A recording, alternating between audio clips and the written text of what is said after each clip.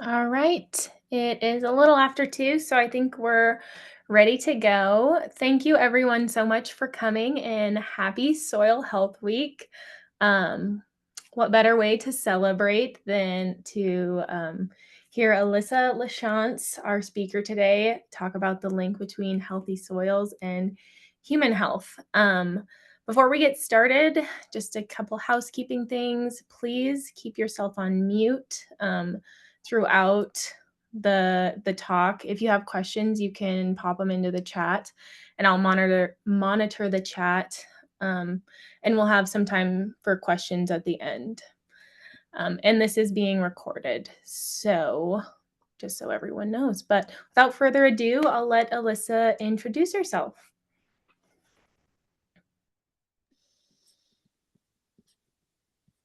Thanks, Olivia. Hi, everybody. I'm Alissa LaChance. I run a small composting company based out of the Flathead Valley. I started it in 2015. And compost waste and other food waste and other organics for all of the Flathead Valley and all of Glacier National Park. Last year, we composted around 850,000 pounds of food waste. That doesn't include all of the carbon that went into that mix as well. That's just food waste. And yeah, today or this year is our 10th year. And continuing on from there, after I started the composting company, I knew that I wasn't only interested in diverting waste and doing the right thing with it, but I was interested in soil and how it functions and how compost can complement and amend soil that's in need. So I've done further education with Elaine Ingham, a microbiologist, and Nicole Masters, who's based out of Bozeman, a soil ecologist, and I'm part of her fellowship and do consulting for different ranches and farms across the state. Nice. And kind of going off of that, how does composting food waste contribute to the health of our soil, and why is this process important for sustainability? Yeah, so I guess I'll just say that a lot of these questions kind of circulate around similar concepts and play off of each other and really just are interconnected. And I guess I'll just start with this question and say that composting in particular contributing to the health of our soil and its link to sustainability. Our industrial systems of producing food in America are insanely inefficient and crazy resource intensive. So, on average, about 50% of the water in the United States that we use as a whole goes towards agricultural production, which blows my mind. So, that's about 170 billion gallons of water every day. It's 10% of US energy consumption. About 18% of the land in America, open land, goes towards crop production. And if that level of resource intensiveness wasn't crazy enough, we then go on to waste around 40% of the food that we produce in that system each year. So in my mind, that is the antithesis of sustainability. None of that system makes sense. None of it flows properly, and it's never going to work out well for us. Composting, I mean, if any of you have ever seen the EPA's new model of food waste management, has anybody seen that perhaps? Composting is pretty, low down on the totem pole of how we should be dealing with food waste. We shouldn't be wasting it in the first place. That 40% should be next to zero if possible. And from there, we should be focusing on getting it to animals, livestock, and making sure that living things are eating that food first and foremost, and it's not going to waste. After that, we should be the last resort. Small composting companies like Dirt Rich Compost should be the last resort. And, looking back at that intensive use of resources, and then considering that we're taking, 40% of that food and then we're encasing it in a landfill to never be utilized again, essentially entombing it. It's kind of a whole big, jumbled up mess of inefficiency in my mind. So at least let's make sure that with that faulty system that we have, we need to make sure that that food waste ends up and those nutrients, all of those resources that went into the production of that food don't go to waste and it ends up back into our soil to feed it. Yeah. Sweet. Can you talk a little bit more about why composting is not only good for waste management, but what it's doing for the soil and why it's healthy for the soil? Yeah. So I like to think of if any of you have ever made like sourdough bread, I like to think of, I know that there's like a starter that you work with. I like to think of compost as this really nifty tool can act as a starter in soils to inoculate soils with the healthy biology that we want to see in healthy functional soils. It also contributes functional nutrition for plants that are already bioavailable. And a huge issue in our country, yeah, arguably one of the biggest and what could create, in my mind, with the research that I've done, the biggest impact is increasing our organic matter in our soils across the country in food production. And compost is definitely a big part of that.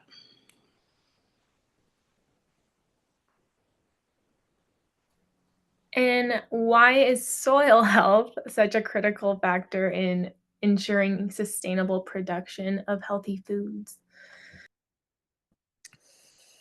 Um,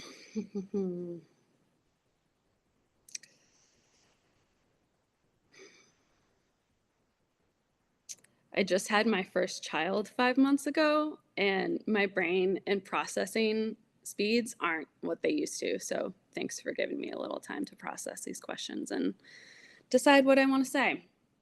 Um, so the efficient stats that I talked about before, so for let's take, for example, water usage.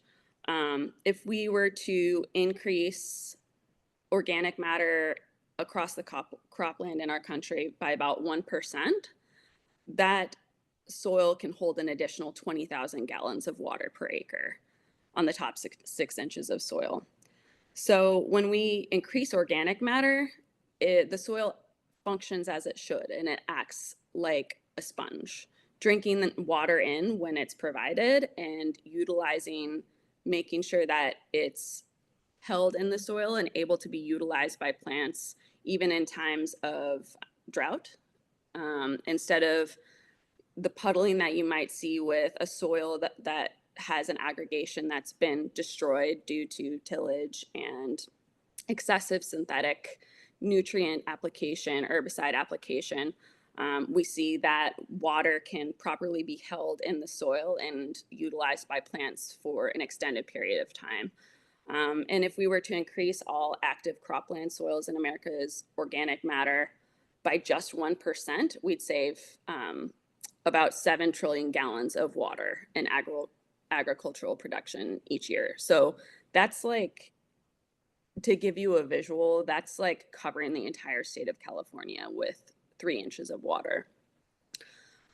So with climate change on the rise, we know that water is going to be increasingly hard to access. We know that temperatures are going to be rising and that climate is going to be less stable.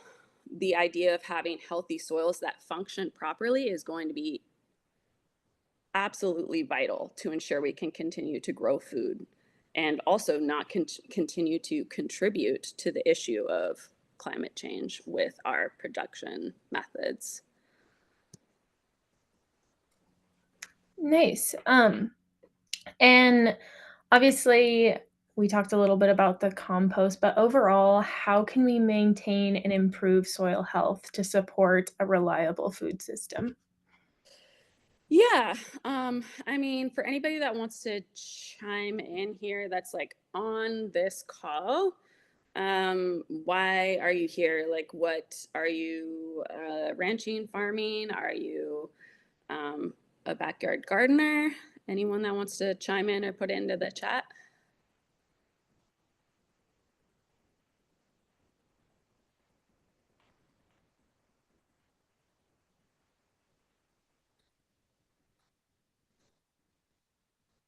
Backyard gardeners, yeah.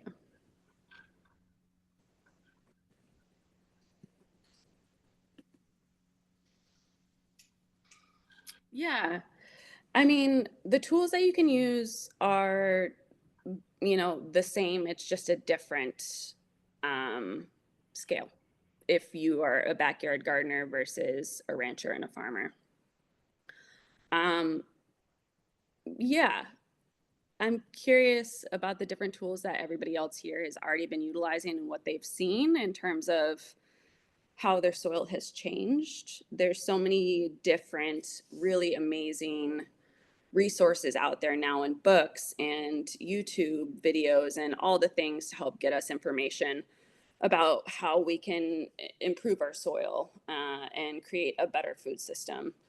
Um, and there's definitely like a lot of argument and competing ideas out there. Uh, but my advice is to just try different things. Start somewhere and try things and actually dig holes in your own garden and make a journal. See what you notice year after year when you implement different things and see if you're getting the results that you want from different approaches. Always increasing, I mean, always.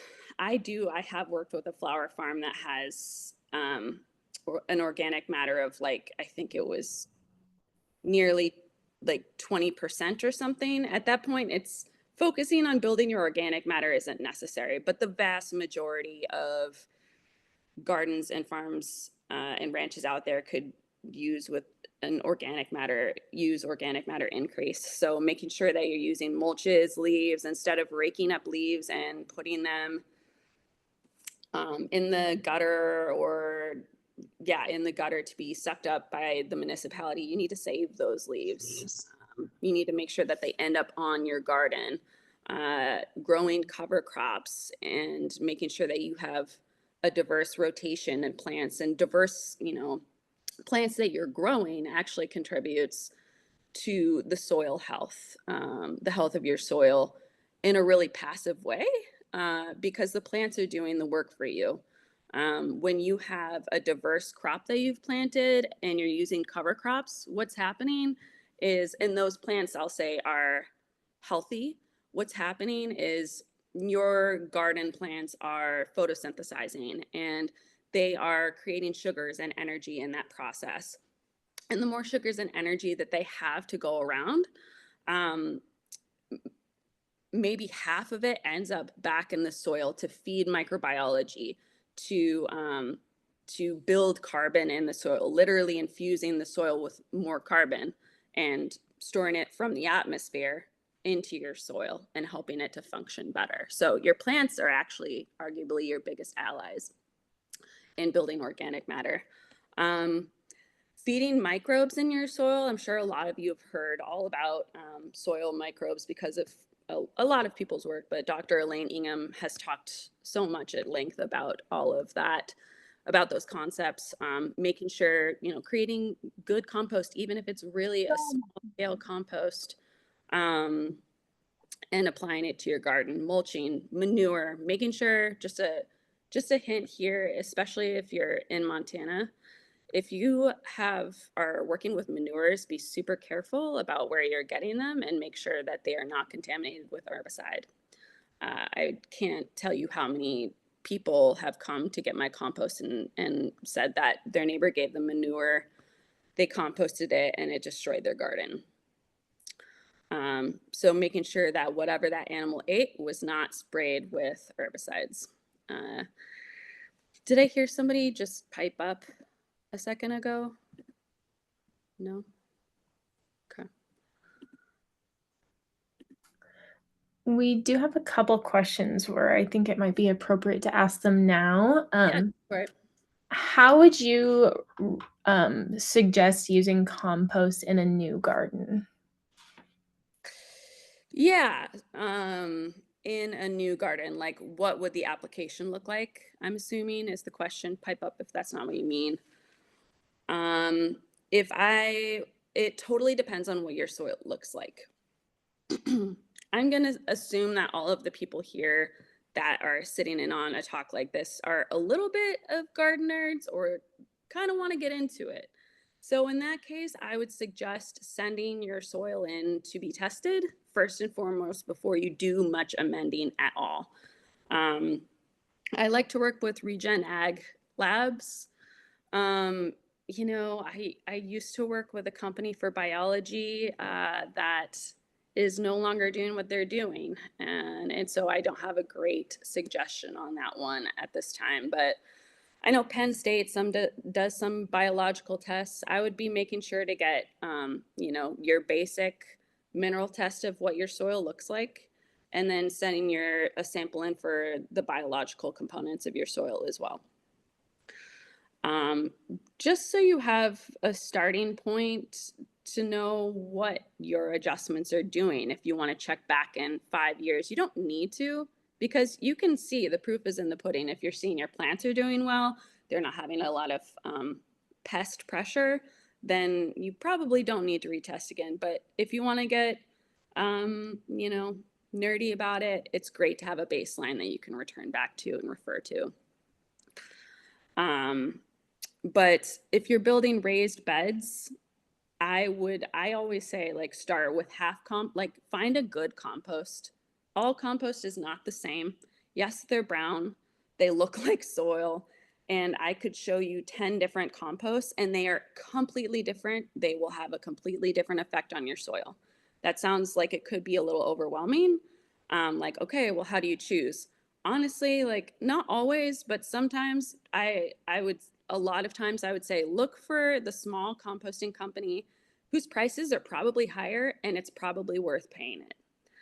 And clearly I'm biased, but I also have looked at other compost around, say, regionally where I live and seen their test results. And I'm like, I wouldn't want to put that on my land, even if it's, $30 less a yard. So consider that if you're going to spend your money, spend it on some higher quality compost. And I would say to use about half compost and then half topsoil, because compost is going to be more expensive than topsoil or potting soil. It's really whatever you have around you where you live. Finding the cleanest source that you can of topsoil can be a challenge. And that's why I sometimes steer people towards potting soil, because there's a guarantee it's not herbicide contaminated, but it is considerably more expensive. Buying any of this material in bulk is always going to save you money. But if you are applying compost directly on the land, if your land is already pretty productive and looking pretty good, I say typically about an inch or half-inch cover of compost a year just for upkeep is great. But if it really needs some love, I would give it, 2 to 3 inches of compost to start, and then again gauge how's your crop, how's it looking. Hope that's helpful. And I should say, I hear people ask, do you turn it in? Do you layer it on top? Um, And I would say it depends. If you're creating a new bed and it's covered in quack grass and it's just straight up grass, till it. Like, there's a lot of there, and this is all my opinion. There's a lot of opinions out there, and Elaine is very against tillage. I think it's a tool and it needs to be used at the correct time, in the correct way, in the correct place. And if a field's been fallow for a long time and it's covered in weeds, you can either cover it in black plastic, you can cover it and kill off those weeds, kill off that grass, or yeah, you can till it. And I say just layer the compost on top. You don't need to do a bunch of mixing. That's unnecessary. All right, good to know. The next question we have is talking a little bit more about some other applications or other amendments. Are worm bins, Johnson Sioux, or static compost as good as a biologically complete thermophilic compost? As part of the Catalyst Biocompost Academy with Ryan Vegg, whom also trained under Dr. Elaine. So I guess just talking about those other applications and in comparison between them all. Yeah. Is this in a, let's see, in the Yep, it's in the chat chat? Let me try and pull it up just so I can refer back to it. for sure. Okay.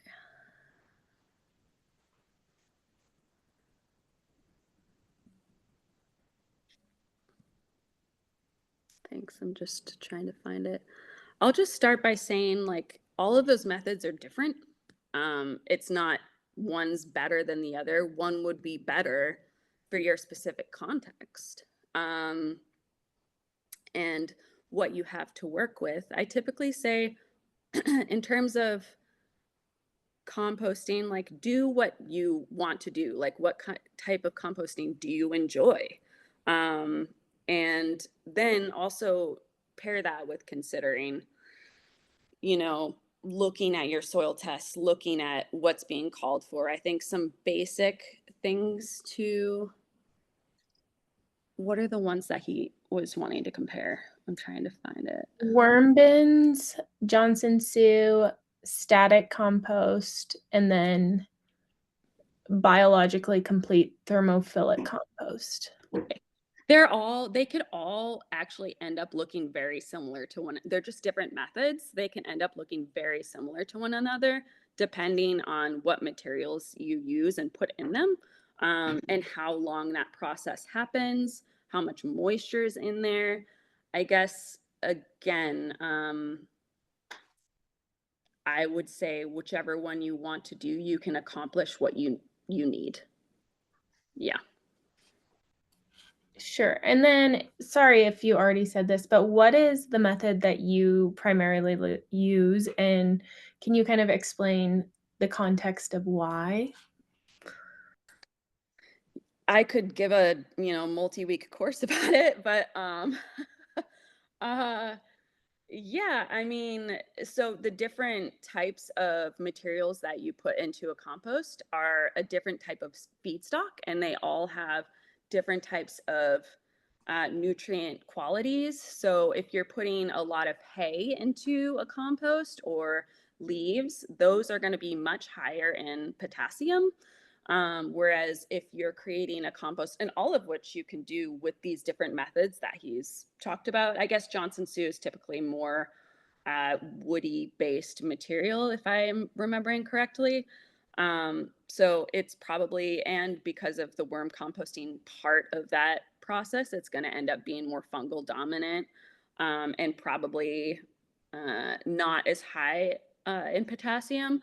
But if you're using a lot more woody materials, it's probably going to be higher in carbon, not as high in potassium. If you're using a much more manure-based compost, it's going to be much higher in phosphorus. So if you're adjusting those different ratios and those different components, it's going to give you a different nutrient quality. But if uh, you can do any of those different methods, and depending on time that you're using those things, that you're using those methods, um, an extended period of time with a diverse mixture of materials can get you a beautiful biocomplete compost or fungal dominant compost, or bacterially dominant compost, depending on how hot that material is getting, how cool it is over the process, and how, like, so essentially the carbon to nitrogen ratios you're utilizing.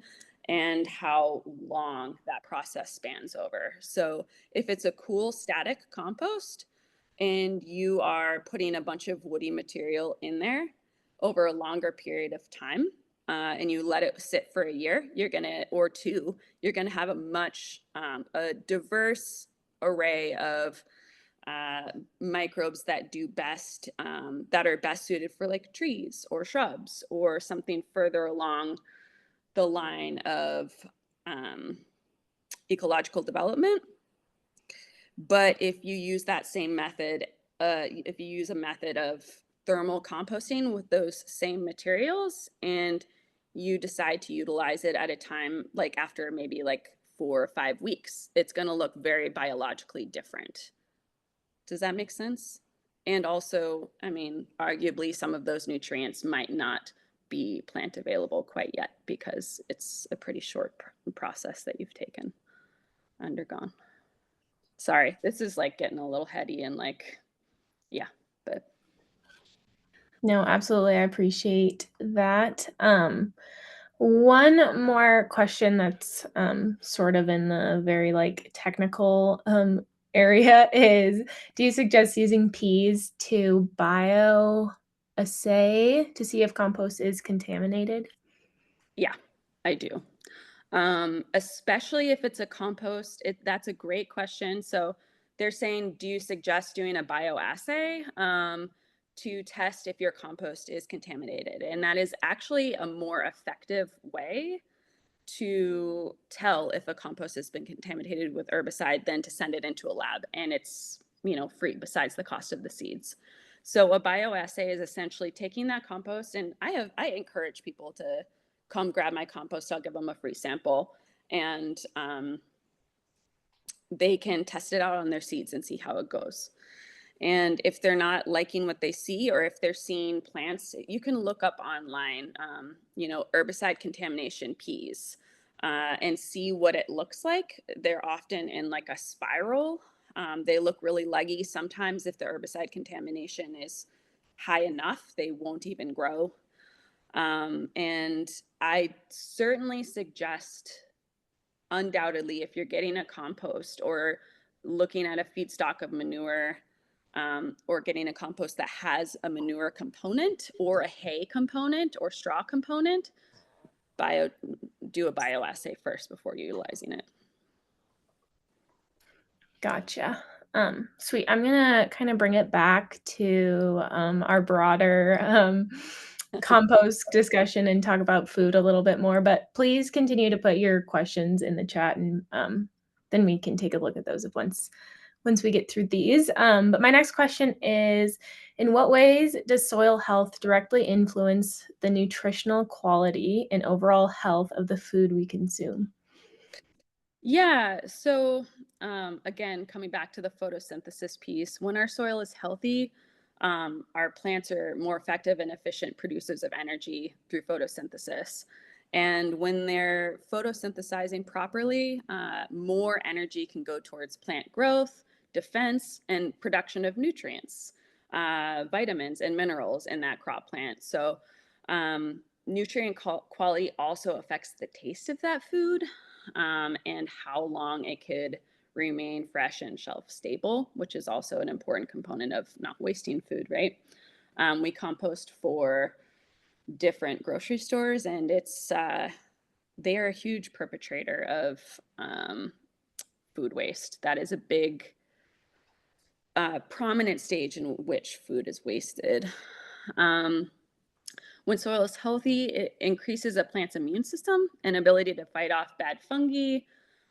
It reduces or eliminates the need for fungicide or pesticide use on crops, and it's well supported in agricultural research at this point that healthy plants don't attract pests, which means reduced or eliminated need for pesticide on crops as well. So many studies indicate that herbicides, pesticides, fungicides, all these different things on our foods that we are, because our soil system is broken, are having to apply in order to just eke a plant out of there, and put it on a shelf. Um, that puts us all at a higher risk of non-Hodgkin's lymphoma, leukemia, breast cancer, increased cases of Parkinson's, Alzheimer, ADD. disruption in hormones. I mean, the list goes on and on. And there's tons of studies on this stuff now. We already know.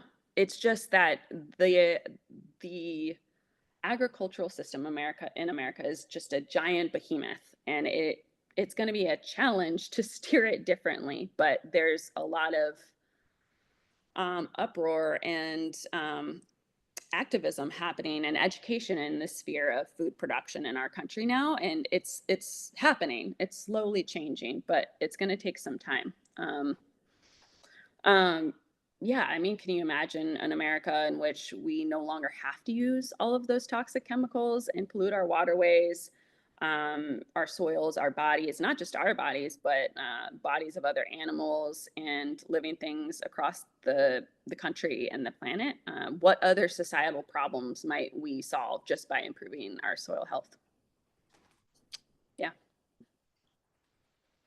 Speaking of other problems linked to soil health, and you did discuss this a little bit about the water holding capacity of soil, but what are other ways that soil health can be a protective factor during extreme weather events and climate fluctuations? Yeah, so we've talked about the soil acting as a sponge when it's functioning properly. Another piece of that is that, it's actually when plants are in soil, there's no fallow soil happening. Those plants are actively, again, drawing carbon out of the soil or out of the air, bringing it back into the soil. They're actually helping to mitigate climate change. Yep. Uh, what was the question? Other factors, extreme events. Um, Mhm. Yeah, I mean, how much fires and flooding have we seen in California the last however long?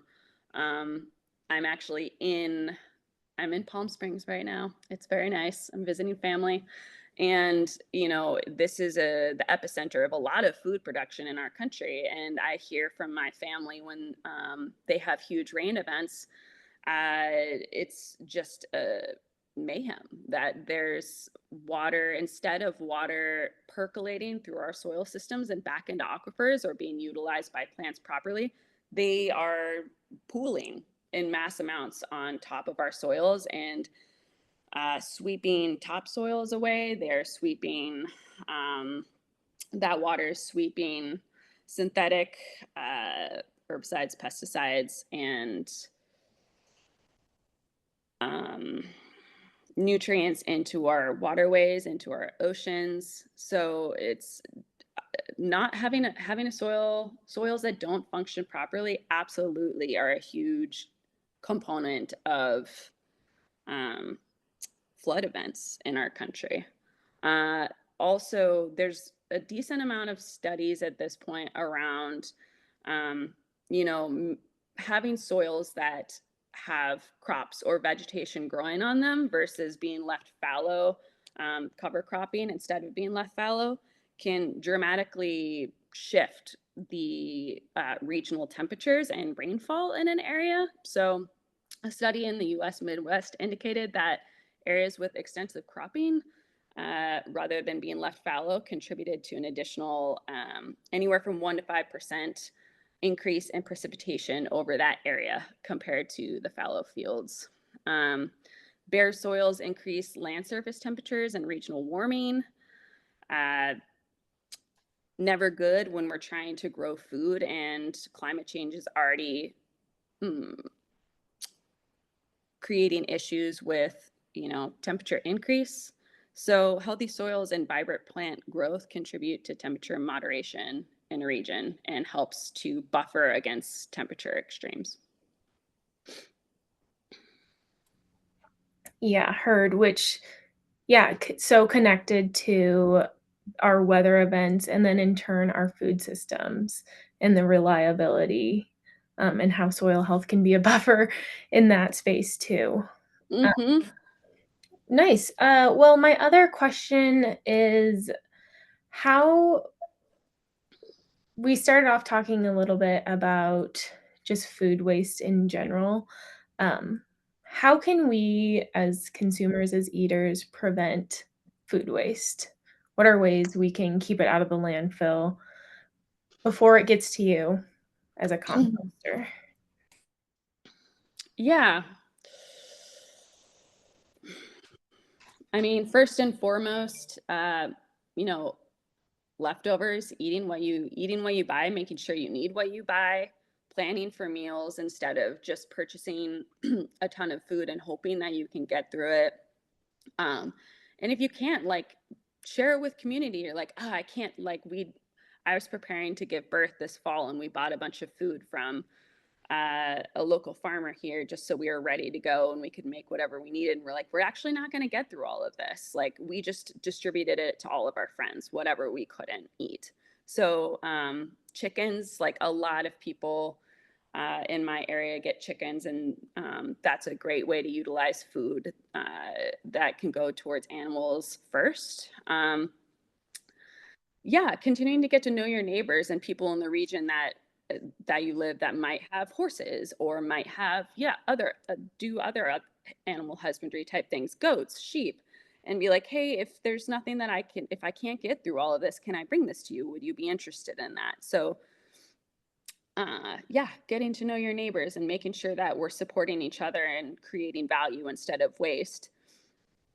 And then from there, um, waste happens, especially with kids. And, you know, yeah, we all, at least my eyes are bigger than my stomach, and waste happens. And my first suggestion is to try and compost on your own first and give it a go. I know a lot of people are afraid to do it. They think they're going to mess up, and I'm here to say that you will. And that's totally okay. And I still mess up, and we're dealing with hundreds of thousands of gallons of food waste. And it's all right to mess up and figure out a system that works for you. Um, and you can keep it simple too, especially if you're not in bear country. That's something that I always like to talk about as well. Is I live in the Flathead, and uh, Fish, Wildlife, and Parks has told me that people's backyard compost is one of the biggest bear attractants outside of like chickens and other animals that aren't protected. So if you want to do your own composting, but you live in bear habitat and don't have proper fencing, electric fencing is the proper fencing, then I would experiment with worm composting. You can't compost as much at once unless you have a really large system, but worm compost you need a lot less of, and it's a really beautiful and special kind of compost that is yeah, it's black gold, and I think that's a great place to start. And there's so many resources online to learn how to compost with worms, and it's very affordable. And then, there's a lot of small composters popping up across the state. Google, small composters in your area and see if you can find anybody. I mean, I charge $13 a month for every other week pickup of your food scraps. People are busy. If they don't have the time to do composting on their own, but they don't want to waste it, you know, maybe I'm like, maybe get a couple less beers or that month, or, maybe cancel one of your 4 subscriptions for shows and pay for a subscription to do something good with your food waste and organics. Um, yeah, and there's so many different methods of composting. Some are easier than others, and yeah, do a deep dive, explore. I'm trying to remember my favorite composting books. I'll share it in the chat at the end. Thanks. Well, that's all the questions I had, so I'll come on over to the chat and keep the questions coming, folks. We had Helen write in. I think she maybe got here later when everyone was saying they were gardeners. She has a Mhm. 38-acre ranch that is just grass, and it's very dry, very windy. The soil is not in good shape. Where should she start? Taking soil tests if you have not. I would be taking tests to see what's going on minerally with your soil and biologically, and then I would be taking tissue tests. I mean, you can also reach out Look into the Nicole Masters Integrity Soils Fellowship. I know all of those people, and they're incredibly educated, and will have a ton of different ideas for you in terms of what you can do to start turning things around. But you know, yeah, arming yourself with information first, because I think it's really tempting to just start throwing whatever you like can think of or read in a book or hear from somebody at that situation, and then it can get really confusing because you're not sure what's helping and what's not. um, Another thing I would say is to dig a hole and like get to know your soil. That was a saying that we had in our course with Nicole, is like, go dig a hole, get into the soil, see what you smell, see what you taste, see what you're seeing in terms of your soil aggregation. Get to know your land. And this may sound a little bit crazy, but like, people have been doing this for thousands of years. Like, talk to your land, see what you think is going on with it, and intuitively use your intuition, and where you should start, because I would argue that you probably know on some level where you should start. But definitely getting labs and analysis of your soil to see what's currently happening, and then try something, try anything that you feel like it feels like the right thing to start with, and see what you notice. Organic matter, again, you can almost never go wrong with organic matter. Making sure that you're getting dead material out, like plant material out on that land, with even just smaller amounts of compost or compost teas, compost extracts. Um, Water-based compost can really take you a lot further than compost itself for a lot less money, in terms of introducing biology and nutrients and plant enzymes and hormones back into that soil that can get your soil functioning again. But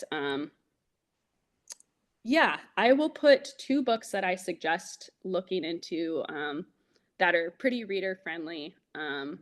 Actually, three that are pretty reader friendly at the end of this in the chat, um, to just talk a little bit more about the basics of soil and different methods for amending it. That would be great. Thank you. And actually, I would wonder, did she say she had animals? She did not say it in the chat. Go ahead and you can come off mute if you want, Helen, or pop back into the chat.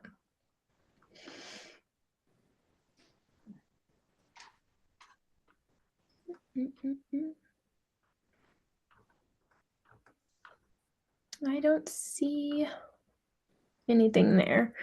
Okay. Um, If you we have animals, that's like another incredibly, it can be an intensive process, but utilize animals. They're already living on the land, and their manure, their agitation and grazing in that area can help wake up your soil and help start bringing it back to life. But not overgrazing, not overdoing it, making sure it's just enough to agitate. Cool. Next question in the chat is from Carl. Do you have any experience with the microbiometer for testing soil health? Pretty cheap, but curious about reliability of results. I took some courses with I can't believe, okay, Earth Fort Labs years ago, and they were experimenting with the microbiometer or whatever it's called. And they're a lab themselves. I mean, I have a friend on here that may have also worked with them. Kendall, if you have at all and had any good experiences, like maybe you can hop on and say something as well from your perspective, or anybody else. But those labs were saying the tests that they were doing with the microbiometer, sorry if I'm saying it wrong, and their own labs with their, super schwanky microscopes, and their lab techs were not comparing well. So it didn't look like it was giving at least the level of accuracy that Earth Fort Labs would have wanted and expected.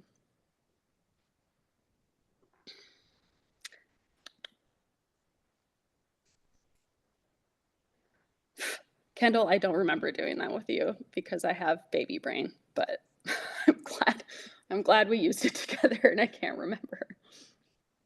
Mm. Funny. Okay, the next question is, can you speak to the effectiveness of sheet composting or lasagna composting directly over pasture land? Specifically, I'm curious about using a base layer of compost followed by thick layers of straw to draw up native worms and accelerate decomposition in place. Are there best practices or limitations you've seen when using this method to regenerate soil in perennial systems? Is that the last one that was can you Yep, effectiveness? it was kinda at the bottom there. So when you say compost, I'm just confirming that you mean finished compost, not food scraps, because that would be a very different scenario. Because some people do apply just straight food scraps onto soil. Um, and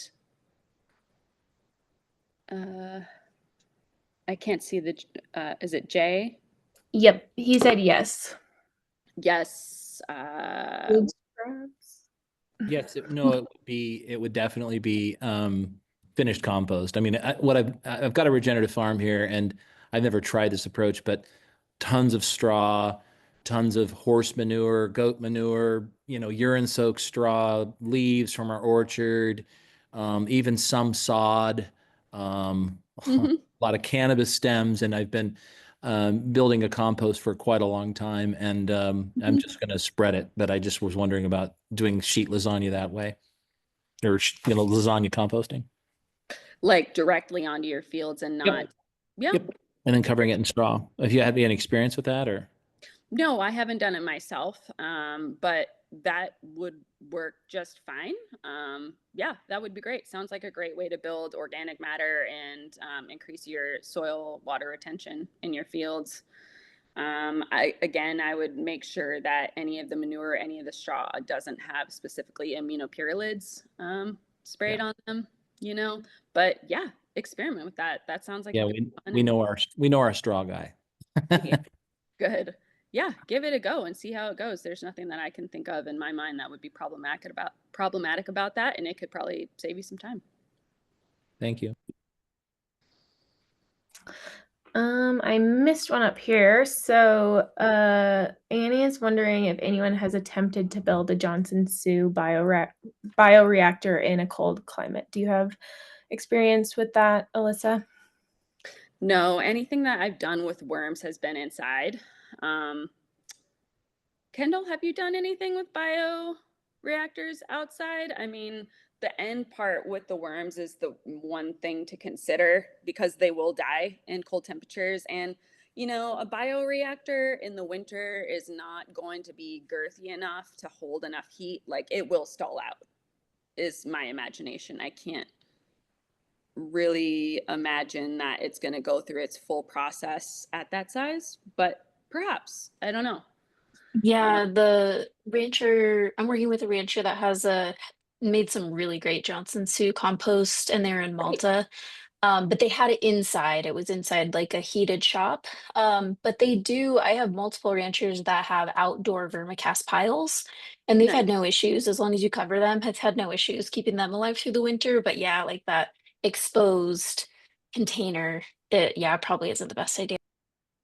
Thanks, Kendall. I can address that a little bit.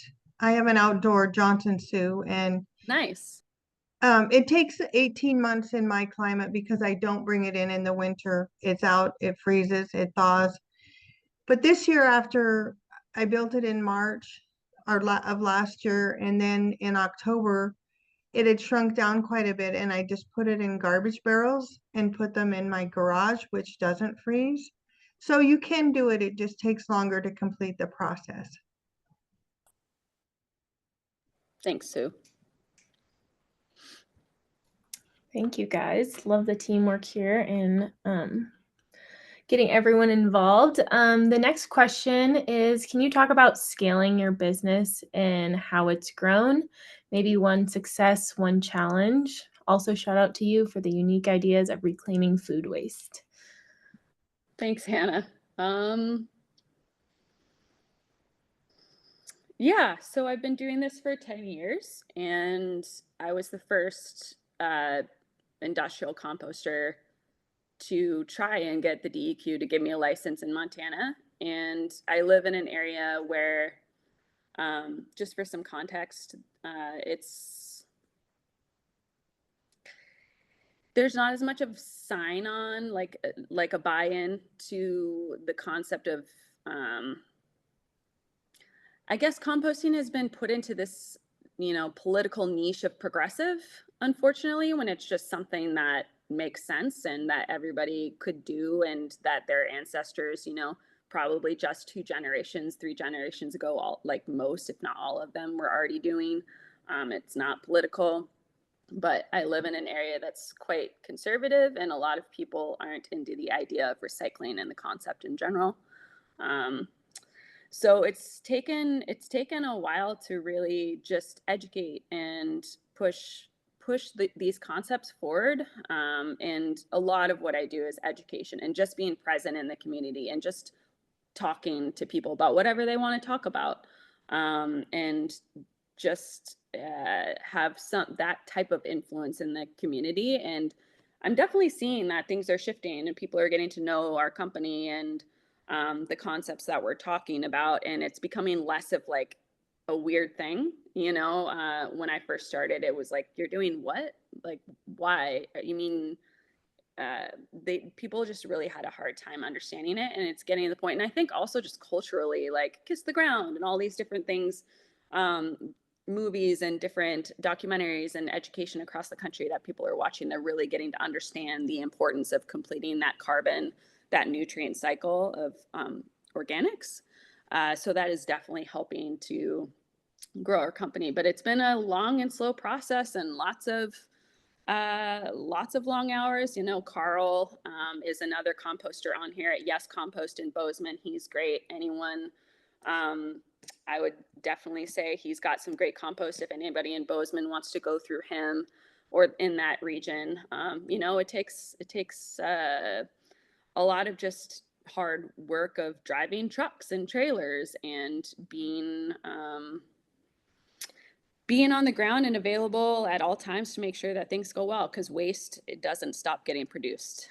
If you're composting for Costco and you're having a baby the next day, it's still got to get picked up, and someone's got to do it. So, yeah, but it's a joy. It's a joy to be able to engage with the community in this way. And people get excited about talking about compost and why it matters. So I don't know if that's what you want to hear, but that's Yeah. the piece. Thank you so much. Thanks, Hannah.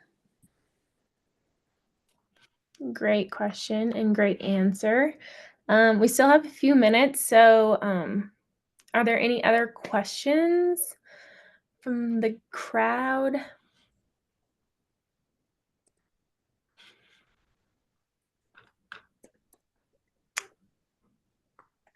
Can you recommend a compost place in Helena where I can get a not so large quantity for our school garden?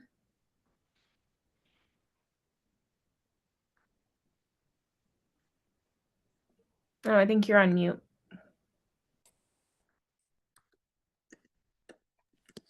Thanks. I'm forgetting the name of this composting company. Carl, if you recently, are they still doing composting in Helena? I haven't seen their compost myself. I believe there's Better Roots and Better 406 Compost, both Yeah. in Helena. Okay. And 406, I think, delivers that material to Carl. But yeah, so is it Better Roots Composting might be an option to look into. Again, like ask them for their labs and maybe even their biologicals, and if they can provide that to you, that's like a really good sign. Or if they are gardening on like themselves with their compost and just can't stop talking about how awesome it is, those are all good indicators. And yeah, just call Better Roots and talk to them. Call Carl and talk to him, and see if you get good vibes. I'm sure you will. And I know Carl has good compost, and I've heard good things about Better Roots.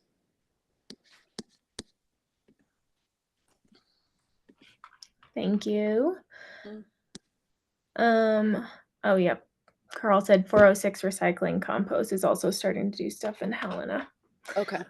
Thank you. Yeah, any other questions? Got about 4 minutes left.